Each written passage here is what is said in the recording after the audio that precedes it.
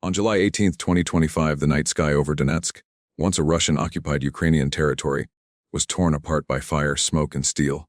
The Russian radar system suddenly went dark. Then 72 missiles roared from the ground, hitting their targets with pinpoint accuracy. Fuel depots exploded like volcanoes.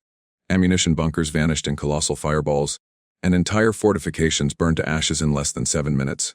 Above, F-15 jets dropped JDAM bombs like rain.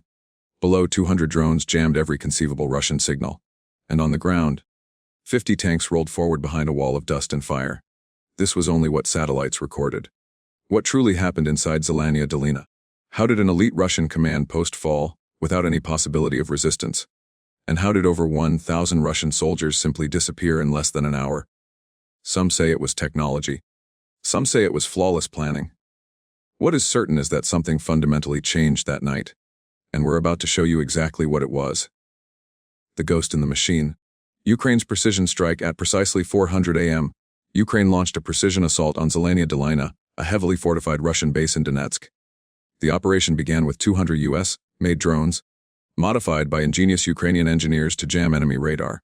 Within a mere 90 seconds, Russian air defense systems, S-300s, Tor M2s, and Pantsir-1s, were completely blinded, rendered useless in the digital fog. With radar disabled, 72 guided missiles were fired from mobile launchers strategically positioned 25 miles away. These missiles, including USB-supplied GMRS and Ukraine's own Villa rockets, struck key air defense sites.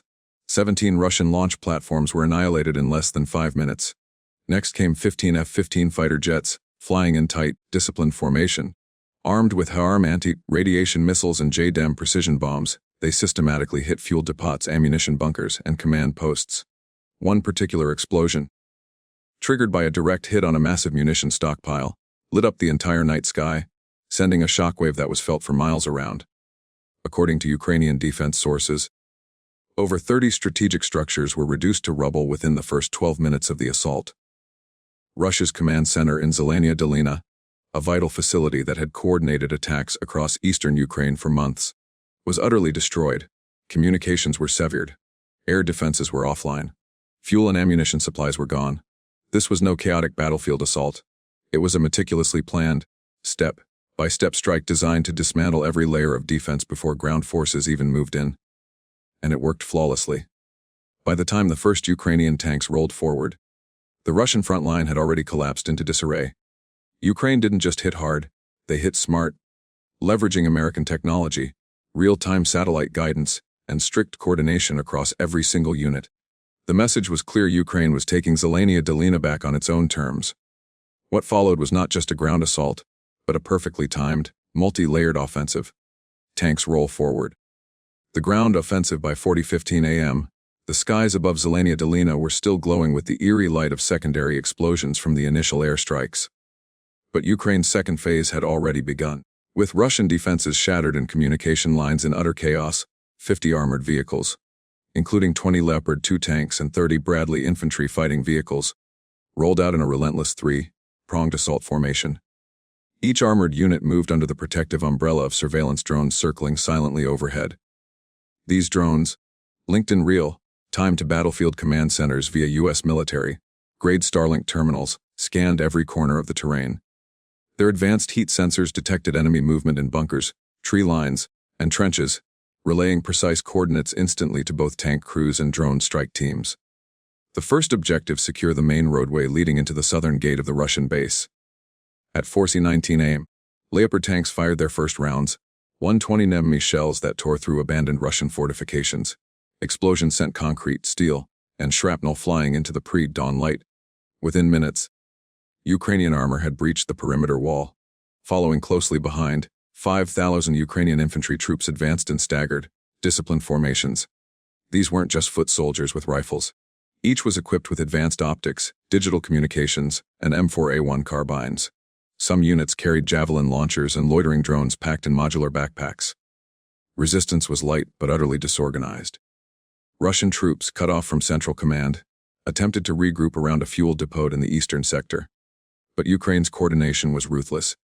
A drone swarm quickly identified the cluster, and within 6 minutes, artillery from behind the lines obliterated the position with high explosive rounds.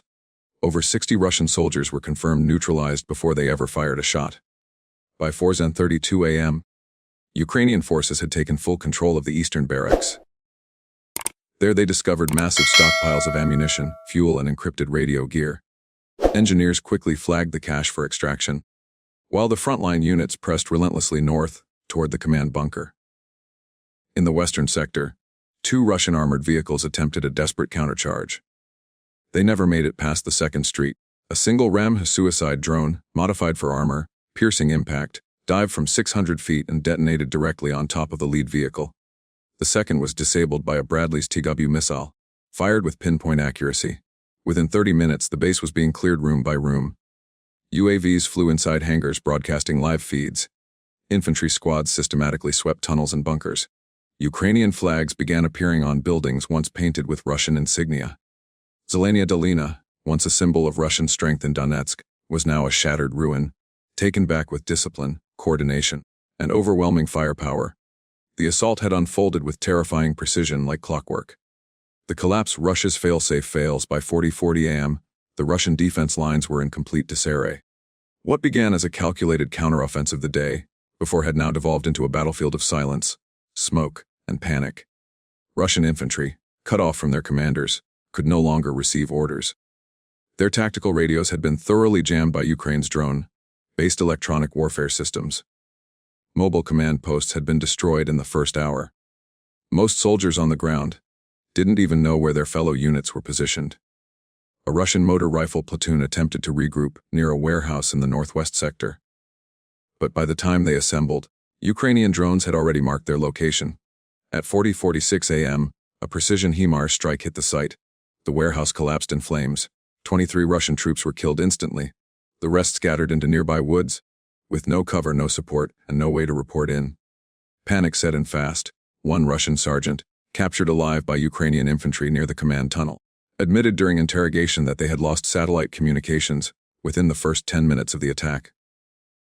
Air support requests were ignored, either jammed or blocked, and their fallback routes had been pre-targeted and mined by Ukrainian engineers days before. Russian armor fared no better. A battalion of 6 BMPs and 3 T-72 tanks attempted to push through the western corridor, but a Ukrainian drone swarm, programmed to hunt heat signatures, struck first. One T-72 was hit by an air-dropped grenade package from a Ram drone, setting off its ammunition rack. The resulting explosion leveled an entire street. Nearby units abandoned their vehicles and ran on foot, leaving valuable equipment behind. Russian commanders desperately tried to organize a counteroffensive from a bunker beneath the eastern sector. But at 4:58 a.m., that bunker took a direct hit from a JDAM bomb dropped by an F-15. The detonation killed 2 colonels and 1 general, the last remaining leadership presence in Zelenia Dolina. By 5:00 a.m., Russian soldiers were either surrendering, fleeing into the countryside, or simply going silent. The entire front had collapsed in under 1 hour. This wasn't just a defeat, it was a total breakdown of military structure, coordination, and morale for Russia. Zelenia Dolina had become a nightmare, a place where the enemy was everywhere and the orders had simply stopped coming. The flag rises a new era of warfare. At 5:03 a.m., Ukrainian ground forces initiated the final phase of the operation.